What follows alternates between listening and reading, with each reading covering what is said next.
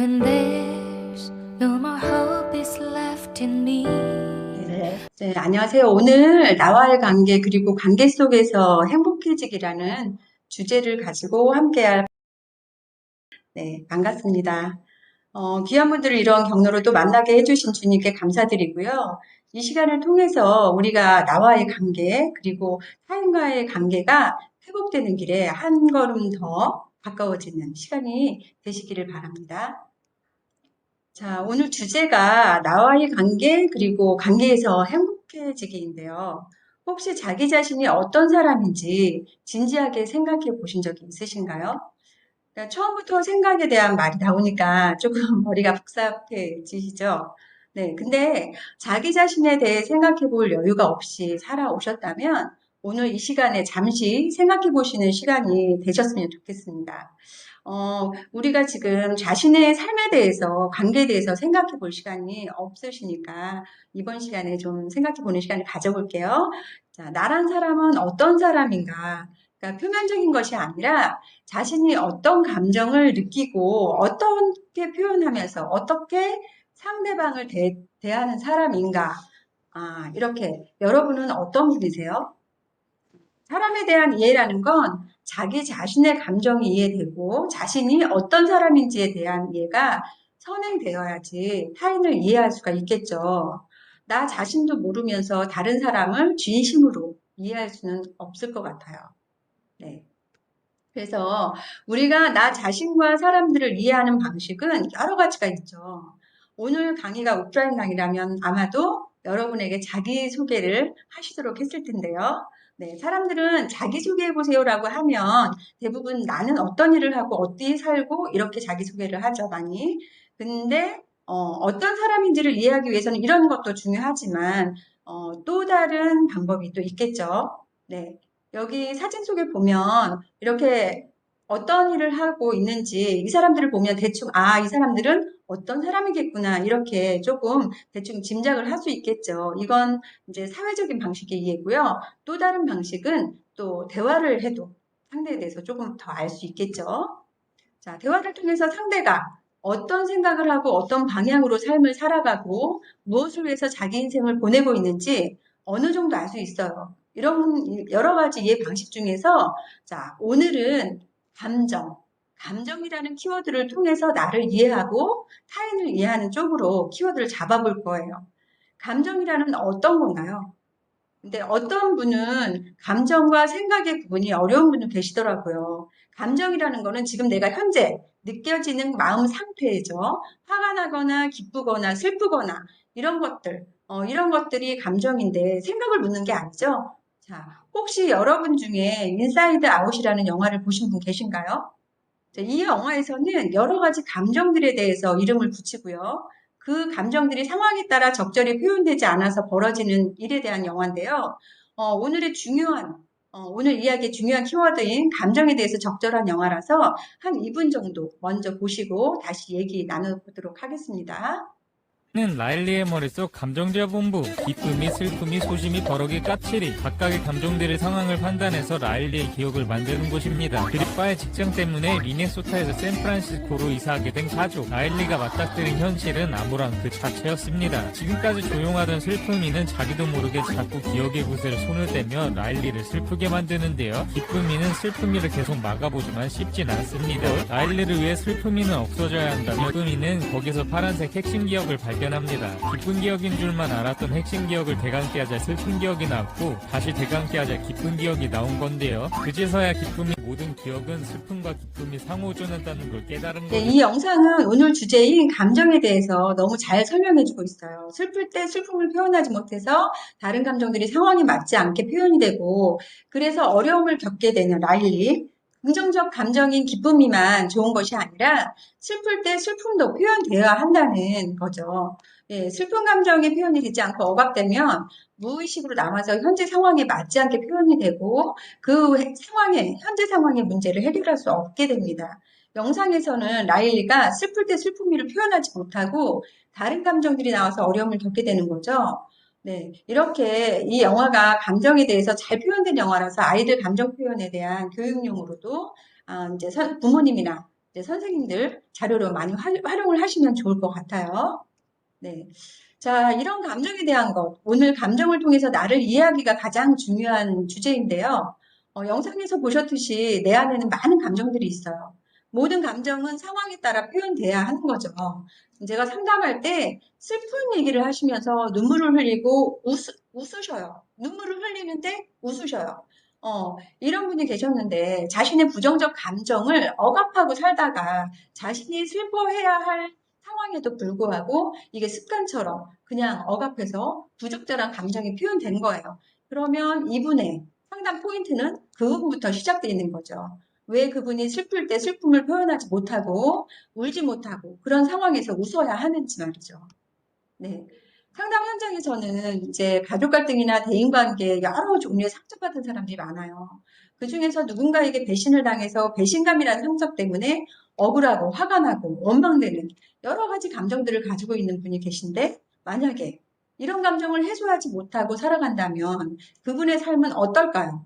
상처로 인한 감정을 해결하지 못하면 그 억눌렸던 불편한 감정들이 자꾸 내 안에서 떠오르고 현재 즐거운 일이 있거나 행복해도 무의식에 남아서 그 감정이 자꾸 현재의 상황을 혼란하게 만드는 거예요. 그러니까 사람들은 감정 표현을 하면 관계가 불편해질 거라고 생각하는 분들이 많아서 그냥 사아버리거나 아니면 자신이 화가 나도 그냥 지나치고 무시해버리는 거죠. 그렇다면 지금 당장은 그 사람과 불편한 것이 표현되지 않고 지내게 되겠지만 그런 패턴으로 살아가다 보면 그 사람뿐만 아니라 내 가족 그리고 내 아는 주변 사람들 하고 지낼 때에도 그런 패턴으로 지내게 되는 거죠. 그런 관계가 계속적으로 불편해지고 어려워지고 사람들과 마주치기도 싫어지는 그런 상황이 벌어집니다. 자, 심리치료 이론 중에서는 게슈탈트라는 게 있어요. 게슈탈트는 이 지각되고 인지된 전체적인 형태를 말하는 거죠. 이 사진의 그림을 한번 보실까요? 자, 이 그림에서처럼 지금 뭐가 보시죠? 첫 번째, 잔이 보이던가 아니면 두 사람이 마주보고 있는 그림이라던가 이런 게 보이실 거예요. 그런데 이 두 그림이 한꺼번에 보이는 거가 아니라 맨 처음에 어떤 그림이 보이고 그 다음에 다른 그림이 보이는 거죠. 이렇게 그림이 한 형태가 해결이 되면 다른 형태의 그림이 보이는 거예요. 이렇게 감정도 마찬가지예요. 그때 느껴지는 감정이 지각되어야 현재 느껴지는 감정을 적절하게 표현할 수가 있어요. 어떤 분이 어려운 형편 때문에 자퇴를 하고 학업을 못한 채 다시 그냥 그렇게 살아가는데 그분은 공부가 싫어서가 아니라 형편 때문에 어쩔 수 없이 못한 거예요. 그러다 보니까 학업에 대한 어떤 아쉬움이 많이 컸겠죠. 그런데 그분이 정기적으로 시험을 보거나 공부를 하거나 아니면 교실에서 계속 공부하는 꿈을 꾸는 거예요. 이거를 게슈탈트 이론에서는 미해결 과제라고 합니다. 미해결 과제. 그래서 자신이 하고 싶었던 것을 하지 못한 것. 여러분 중에도 혹시 같은 꿈을 계속 꿈을 꾸시는 분이 계신가요? 그런 분이 계시다면 저에게 오세요. 네. 이분은 자신이 원하던 학업을 뒤늦게라도 마쳤어요. 그리고 그 이후에는 정말 그 꿈이 거짓말처럼 멈춰버린 거예요. 이렇게 미해결 과제가 시간이 흐른 뒤에라도 해결이 되고 해소가 되면 이게 멈춘다는 거예요. 그래서 해결을 하려는 욕구가 있어요. 우리 내 안에는. 이렇게 그런데 이제 우리 감정의 문제도 마찬가지예요. 부정적인 감정을 무의식에 쌓아두면 언제든지 나오려고 하는데 이 미해결 감정은 부정적 감정이기 때문에 굉장히 어렵게 되겠죠. 부정적 감정이에요. 그래서 이렇게 이 부정적 감정이 쌓여 있으면 현재 상황에 있는 그 상황을 객관적으로 바라보지 못하고 사고가 왜곡된 사고로 살아가게 되는 거예요. 또 하나의 사진을 보실게요. 자, 어떤 형태가 보이나요? 여기서도 여러 가지 그림이 보이실 거예요. 자, 할머니, 할아버지가 마주보고 있는 거, 아니면은 여성과 이렇게 모자 쓴 여성, 남성이 기타 치고 이런 거 보이죠? 여러 가지가 보일 거예요. 이런 식으로, 어떤 형태가 보이면 그 다음 형태가 보이고, 이런 식으로 순환이 되는 거예요. 그런데 어떤 형태가 먼저 보이든지, 먼저 보인 형태가 지각되면 그 다음 형태가 지각이 되는데, 혹시 한 가지 그림만 보이시는 분 계신가요? 그러면 한 가지 그림만 보인다. 계속 그것만 집중이 된다. 그러면 그분은 저한테 오셔야 합니다. 네. 예, 앞에서 말한 감정들, 바로 우리의 화난 감정, 짜증난 감정들이 지각이 되고 해소가 되면 다음 상황에 대한 감정이 나오는 거예요. 이렇게 지각된 것이 정경이며, 이제 정경이 되면서 지각된 것이 해소가 돼서 물러나는 것을 배경이라고 하는데, 이렇게 정경과 배경이 원활하게 순환이 되어야 건강한 겁니다. 그래서 게스탈트 이론에서 말하는 미해결 과제는 해소되지 않아서 계속 꿈꾸는 것처럼 하고 싶어도 할 수 없었던 것, 말하고 싶어도 말할 수 없었던 것, 언제까지나 마음에 걸리는 거, 이런 거를 미해결 과제라고 해요. 이런 것들이 해결되지 않고 미해결 과제가 강력해지면 정신적으로 힘들어서 강박행동이나 아니면 걱정, 불안, 원망 이런 것들이 계속적으로 이제 그러니까 현재 상황을 힘들게 만드는 거죠. 그러니까 미해결 과제를 치료할 때는 일단은 과거에 미해결된 감정이나 욕구 이런 거 미해결 과제를 여기로 가져와서 그때의 일들이 지금 여기서 현재 일어나는 것처럼 연출을 하고요. 그리고 그 미해결 억압된 그때 그 부정적 감정이 정화 작용이 되도록 그리고 이 감정이 도출돼서 정화 작용이 이루어지도록 하는 건데 일단은 그 감정이 여기에서 자신의 순수 자아를 표출할 수 있도록 만드는 거예요. 그래서 자신의 부정적 감정들의 처리가 그래서 중요하다는 거예요. 미해결 감정이 처리되지 않고 무의식에 남아있을 경우 다음 상처로 인해서 그 안에 여러 가지 부정적인 감정들이 쌓여 있으면 삶의 질이 떨어져요. 성경 말씀에 기뻐하라고 말씀하셨는데 그게 되지 않아서 내 안에서 갈등이 생기고 이런 상태가 계속되면 나와의 관계, 나 자신과의 관계나 다른 사람들과의 관계가 힘들고 소통이 어려워지게 된다는 거죠. 그러니까 감정을 표현하지 못해서 미해결 감정이 되는 것에는 여러 가지 이유가 있을 텐데요. 관계에서 불편해지기 싫어서 표현하지 않는 경우가 많죠. 자, 그러면 사람들과의 관계를 살펴볼까요?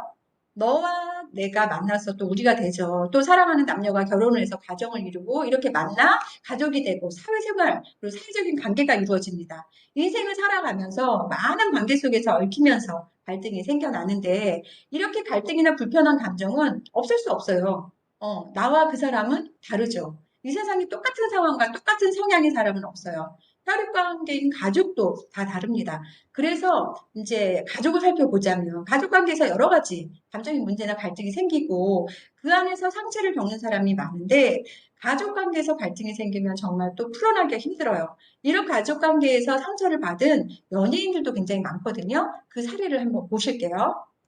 방송인 박수홍이 친형으로부터 금전적 피해를 입었다는 사실을 고백해 충격을 주고 있습니다. 가수 장윤정도 돈 때문에 한바탕 곤욕을 치렀습니다. 장윤정은 2013년 한 예능 프로그램에서 내가 지금까지 번 돈은 어머니가 모두 날렸다. 어느 날 은행에서 연락이 와 찾아가 보니 은행 계좌 잔고에 마이너스 10억 원이 찍혀 있었다. 알겠죠. 배우 김혜수 역시 모친의 비투로 마음고생을 심하게 겪었습니다. 모친이 주변인들로부터 총 13억 원을 빌린 뒤 갚지 않았는데 김혜수는 그 내용을 전혀 알지 못했으며 방송인 김구라도 전 아내 빚 문제로 어려움을 겪은 연예인으로 꼽힙니다.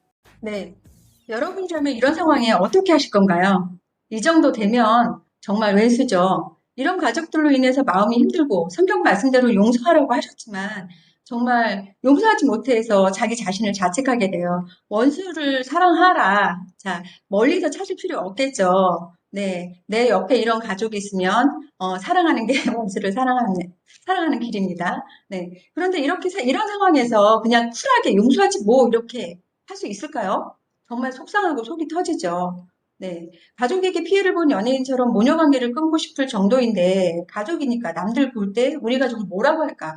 이런 것 때문에 표현하지 못하고 살아요. 그런데 내 마음은 용서를 해야 되는데, 용서가 안 되고, 주님 말씀대로 하지 못해서, 나 자신의 어떤 자괴감이 들고, 내적 갈등이 또 일어나겠죠. 네, 이런 분노나 화나 이런 부정적 감정 처리가 되지 않으면 마음이 힘들고 그러면 그 감정 때문에 사람 관계도 즐겁지 않아요. 이 화라는 감정 때문에 기도할 때 자꾸 그 상황이 생각이 나죠. 그 사람이 생각이 나죠. 네. 그래서 우리는 감정의 문제를 먼저 해결해야 된다는 거예요. 자, 땅에서 메인 것은 하늘에서도 메인다고 하잖아요. 이런 감정의 문제를 해결해야지 모든 삶에서 관계에서 편안해질 수 있는데 이런 감정의 문제는 누가 해결해야 할까요? 예, 전에 담임 목사님이 설교 말씀에서 선택이란 말씀을 하셨어요. 나 스스로 풀어야 하고 누가 해줄 수 없죠. 내가 풀려고 선택을 해야 돼요. 힘들어도. 그렇게 선택하고 해소할 수 있도록 하셔야 된다는 거죠. 그러니까 어떤 상담 잘하는 분이 계셨는데 그분이 이렇게 하셨대요. 이런 생각을 하셨대요. 그러니까 주님 저에게 안수의 능력을 주셔서 화난 사람, 슬픈 사람 안수 한번 하면 싹 사라지게 해주세요. 라고 기도를 하고 싶었대요. 그런데 이렇게 하면 될까요? 안 되죠. 왜 안 될까요? 예, 감정이란 부분은 인격에 관한 문제예요. 인간이 가지고 있는 감정, 생각, 이런 태도, 이런 특성들은 전부 다 인격과 관련된 것들이라서 우리가 인격적 하나님이라고 얘기하는 것처럼 이 인격을 주신 하나님은 사람들의 인격에 관한 것은 강제로 하시지 않잖아요. 잘 아시고 계시겠지만 하나님은 인격을 가진 사람에게 자유의지를 주시고 자율적으로 하기를 원하시잖아요. 그렇죠? 순종도 하나님이 우리를 그냥 복종하게 하면 되잖아요. 그런데 순종하게 하시고 예, 그런 것처럼 마찬가지입니다. 그래서 우리 감정의 문제는 인격에 대한 거라서 자유의지대로 하시길 바라는 거죠.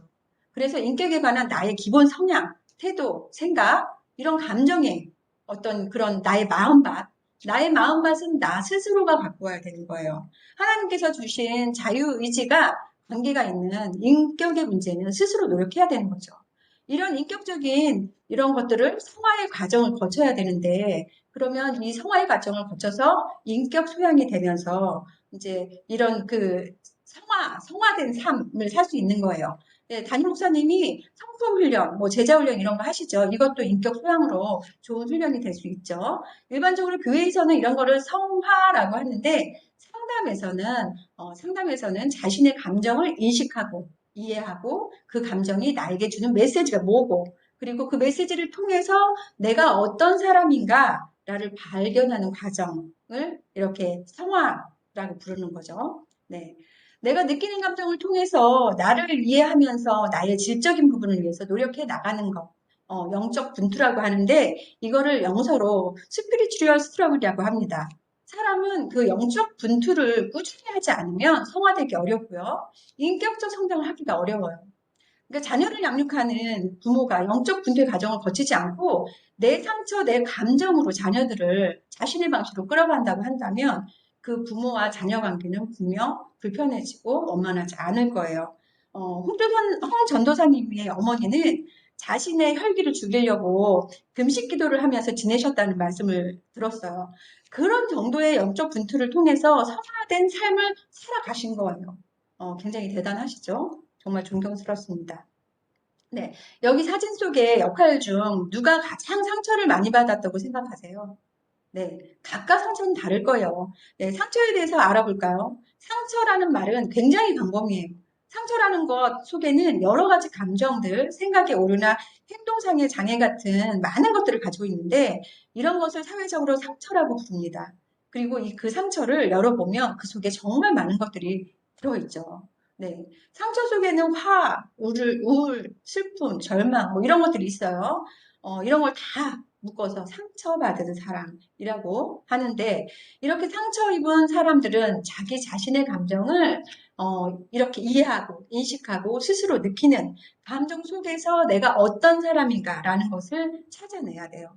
내 자신이 느끼는 감정에 대한 이해 속에서 자신이 어떤 사람인가 이것을 찾으려는 과정이 정말 중요합니다. 그래야 상처에 대해서 치유될 수 있고 그 과정을 거쳐야 원인 치료가 되는 겁니다.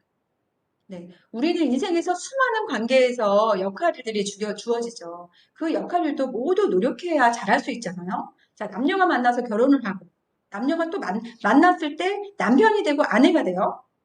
근데, 이렇게 결혼을 했다고 해서 남편의 역할, 아내의 역할을 바로 잘할 수 있을까요? 그런 건 아니죠. 네. 그리고 또 부모가 자녀를 낳으면, 부모가 되었다고 해서 부모 노릇을 잘할 수 있을까요? 네, 아니죠. 수없이 많은 시행착오를 겪으면서 부모로서 성장을 하는 거예요. 신분상의 변화는 바로 일어났지만 그 신분에 맞는 퀄리티, 그 질은 쉽게 생기지 않아요. 그런 것처럼 나 자신의 감정을 끊임없이 살피고 또 관계를 위해 노력하는 그런 과정이 필요한 거죠. 네. 그래서 신분상의 어떤 그런 거를 다시 비교해 보자면 우리가 예수님을 주로 시인하고 믿으면 사망에서 생명으로 이렇게 옮겨지죠. 그리고 천국 백성이 돼요. 신분상의 변화가 일어났어요. 그런데 죄인이 의인이 됐다고 해서 이렇게 질이 바로 달라질까요?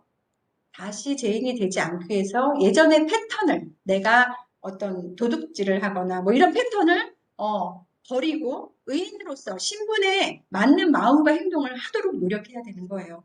마찬가지로 내가 부모가 되었다고 해서 바로 부모로서의 역할을 할 수 있는 게 아니잖아요. 그래서 끊임없는 영적 분투와 성화를 통해서 마음밭이 만들어지도록 하고 그리고 부모로서 질적 향상을 할 수 있도록 좋은 부모 자녀 관계를 할 수 있도록 노력을 해야 되는 거죠. 네. 성경은 긍휼과 진리가 내게서 떠나지 말게 하고 그것들을 내 목에 메고 그리고 내 마음판에 기록하라고 말씀하십니다. 그러니까 소가 멍에를 매면 밭을 갈게 되듯이 우리가 긍휼과 진리를 목에 매면 마음밭을 갈게 되는 거예요. 이것을 마음판에 새긴 부모의 성품을 통해서 자녀가 내면화해서 살아갈 수 있도록 해야 한다는 설교 말씀도 있었죠. 우리 크리스찬은 이것을 마음판에 새기고 영적 분투와 성화를 통해서 자기 자신 안에서 또는 관계에서 질적인 향상을 할 수 있도록 끊임없이 노력을 해야 돼요. 우리는 하나님을 닮았지만 하나님처럼 완벽하지 않은 연약한 인간이잖아요. 네. 자, 이 그림을 한번 보실까요? 어떠세요?